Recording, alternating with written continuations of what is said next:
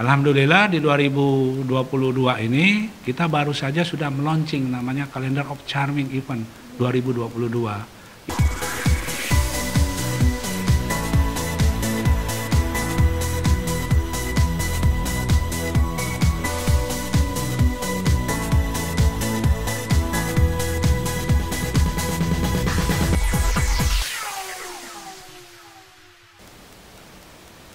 Assalamualaikum warahmatullahi wabarakatuh. Halo Sobat Jubel, balik lagi dengan aku Rin Wijaya, Duta Literasi SMA Plus Negeri 17 Palembang tahun 2021-2022. Nah, sama nih seperti dengan podcast-podcast Jubel inspiratif lainnya yang selalu mengundang tamu-tamu inspiratif. Kali ini kita sudah kedatangan salah satu orang inspiratif di Kota Palembang. Beliau ini merupakan Kepala Dinas Kota Pariwisata Kota Palembang. Langsung aja yuk kita kenalan dengan Bapak Dr. Haji Ki Agus Sulaiman Amin. Assalamualaikum Pak. Waalaikumsalam warahmatullahi wabarakatuh. Oke, bagaimana kabarnya nih Pak? Sehat. Sehat, Alhamdulillah.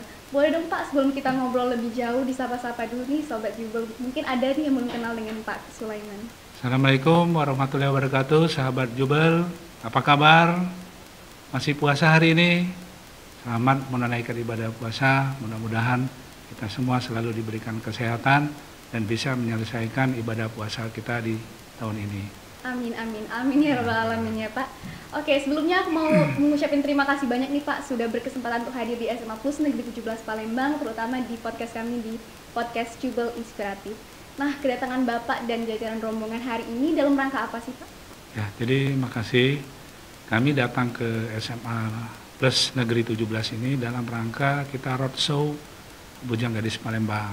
Jadi Dinas Pariwisata tahun ini rencananya kita akan melakukan seleksi pemilihan Bujang Gadis Palembang. Nah, kita menginginkan di dalam seleksi ini supaya pesertanya yang mendapat lebih banyak, supaya orang yang tahu, remaja muda-mudi tahu lebih banyak.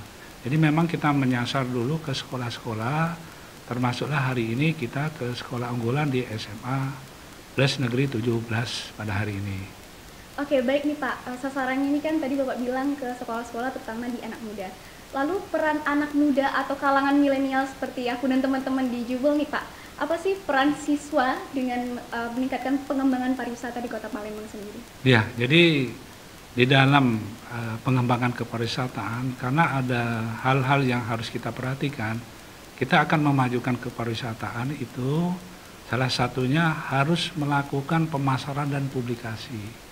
Nah, publikasi ini bisa dilakukan berbagai cara dengan melibatkan segala stakeholder atau pentahelik dari pariwisata. Salah satunya kita menginginkan keterlibatan dari kaum milenial, dari remaja putra-putri. Kita tahu potensi remaja putra-putri ini sangat besar, terutama di dalam pengembangan sumber daya manusia, khususnya di sumber daya manusia kepariwisataan. Untuk itulah kita menyiapkan, jadi panggungnya adalah panggung Bujang Gadis Palembang.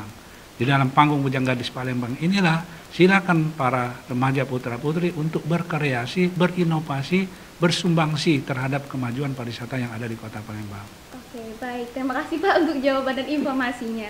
Nah, soal potensi pariwisata di Kota Palembang nih Pak. Kalau dengar-dengar nih kan ada sekitar 76 potensi wisata di Kota Palembang atau bahkan lebih nih Pak. Tapi di zaman pandemi COVID-19 seperti ini pasti semua sektor jajaran pariwisata itu pasti terpuruk. Gak usah jauh-jauh di Palembang. Nah, gimana sih Pak cara Bapak untuk meningkatkan potensi pariwisata di Kota Palembang di tengah kondisi yang masih pandemi seperti ini? Ya, jadi memang sektor pariwisata sudah menjadi sektor unggulan sekarang ini.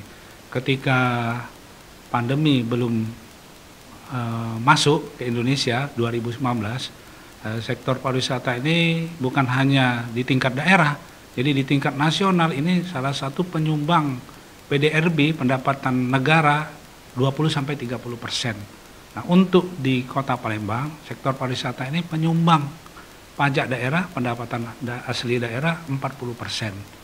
Nah, tapi ketika pandemi semuanya terpuruk, otomatis pariwisata juga turun. Tingkat kunjungan kita 2019 2,5 juta orang masuk ke Palembang. Begitu pandemi turun menjadi 800 ribuan orang masuk ke Palembang. Untuk itulah sekarang kami dari Dinas Pariwisata menyiasati kondisi seperti ini. Kita tidak boleh larut dalam kondisi pandemi ini. Kalau kita larut, ya ekonomi kita akan hancur. Pertumbuhan ekonomi masyarakat akan roboh lah. Nah, untuk itulah kami melakukan upaya-upaya bagaimana kita melakukan tindakan secara masif dan secara struktur untuk mempublish kegiatan-kegiatan, event-event yang ada di Kota Palembang yang bersifat kepariwisataan. Alhamdulillah di 2022 ini kita baru saja sudah meluncing namanya Calendar of Charming Event 2022. Itu di dalam kalender itu maksudnya kita menginfokan kepada masyarakat baik di Sumsel, di nasional maupun di dunia bahwa selama 1 tahun kalender kita ada punya 45 kegiatan. Dari 45 kegiatan itu ada top kegiatannya. Nah, kegiatan-kegiatan inilah yang akan menyedot para wisatawan untuk datang ke Kota Palembang yang akhirnya akan berdampak terhadap pertumbuhan ekonomi masyarakat. Jadi kegiatan-kegiatan ini kita memang punya destinasi, tetapi destinasi alam kita tidak punya. Kita hanya punya Sungai Musi. Nah, Sungai Musi inilah yang menjadi potensi yang akan kita kembangkan. Tetapi kita tidak berhenti di situ. Kita akan kembangkan Palembang sebagai kota MICE. Jadi kota yang bisa diselenggarakan seminar-seminar, bisa diadakan kongres-kongres, bisa kita menjadi tuan rumah. Termasuk juga kita adakan event-event yang berskala lokal maupun nasional yang notabene akan mendatangkan orang datang ke Kota Palembang seperti itu. Oke, jadi contohnya seperti waktu lalu Asian Games di Palembang dan Jakarta ya Pak? Iya. Oke, untuk selanjutnya nih Pak, Bapak kan kalau boleh tahu sudah berapa lama nih Pak menjabat sebagai Kepala Dinas Pariwisata Kota Palembang? Ya, makasih. Jadi saya ini sebetulnya baru. Saya di bulan 5 Oktober 2021 saya dilantik jadi Kepala Dinas Pariwisata. Sebelumnya saya menjadi Kepala Dinas Pendapatan. Jadi ada korelasi antara pendapatan dengan pariwisata. Karena ini merupakan satu kesatuan yang sangat berhubungan. Oke, dari Bapak berarti kan dari tanggal 5 Oktober 2021, berarti masih pandemi. Kendala apa sih Pak atau tantangan utama apa sih yang Bapak hadapi dalam mempromosikan potensi wisata? Ya, jadi pada saat pandemi kita banyak program di Dinas Pariwisata. Ketika kita akan laksanakan terbentur di dalam aturan PPKM. Karena kita melakukan event untuk sifatnya outdoor itu dilarang.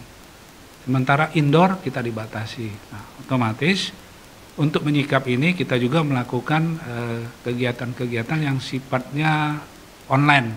Jadi kita bisa menggunakan medsos, juga kita bisa menggunakan platform dari medsos kita untuk menyebarkan event-event ini supaya tetap ada kegiatan-kegiatan, jangan kita stuck di dalam kegiatan akibat pandemi ini.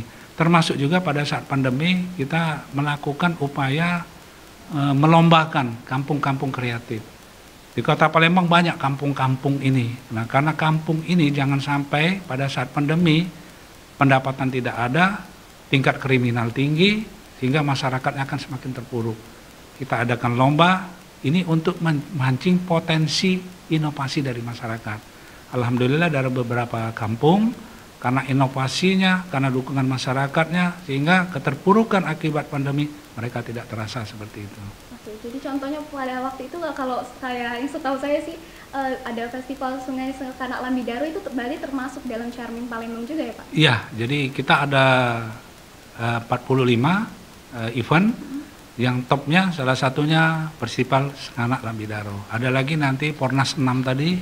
Ada juga nanti di bulan Oktober kita ada jaringan kota pusaka Indonesia. Itu akan diikuti oleh 76 kabupaten kota.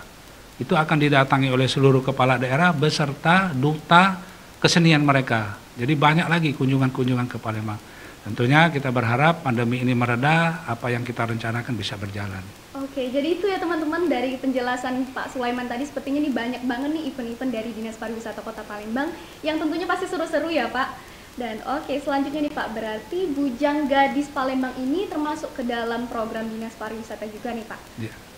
Nah, untuk itu Pak, boleh dong Pak kasih pesan harapan untuk siswa-siswi 17 mungkin yang mau mendaftar jadi BGP nih Pak, apa aja sih pesan-pesan dan harapannya? Iya, makasih. Jadi hari ini saya dan tim saya datang ke SMA Plus Negeri 17 ini dalam rangka mensosialisasikan untuk seleksi BGP. Jadi memang kami tidak mengambil seluruh SMA yang ada, karena kami tahu kami juga mencari tempat-tempat yang khusus. Karena saya anggap ya SMA Plus Negeri 17 ini adalah SMA yang the best, SMA yang luar biasa, karena mungkin dari sinilah akan kami dapatkan calon-calon BGP yang memang kita andalkan untuk menjadi duta pariwisata yang ada di Kota Palembang. Jadi kami berharap ya setelah kami sosialisasi ini ada perwakilan dari SMA Plus Negeri 17 untuk mendaftar menjadi Bujang Gadis Palembang. Karena ini merupakan pageant kebanggaan uang Palembang, siapa lagi akan mendukung BGP ini kalau anak-anakku baik yang ada di SMA Plus Negeri 17 Palembang. Oke, itu teman-teman nih pembukaan Bujang Gadis Palembang sekarang lagi buka pendaftaran ya Pak? Ya. Mulai dari tanggal 20 April sampai tanggal 20 Mei 2022.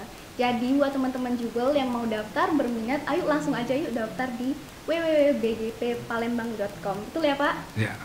Oke nih, aku mau ngucapin terima kasih banyak ke Pak Sulaiman sudah datang dan sudah ngobrol bareng aku di podcast Jubel Inspiratif.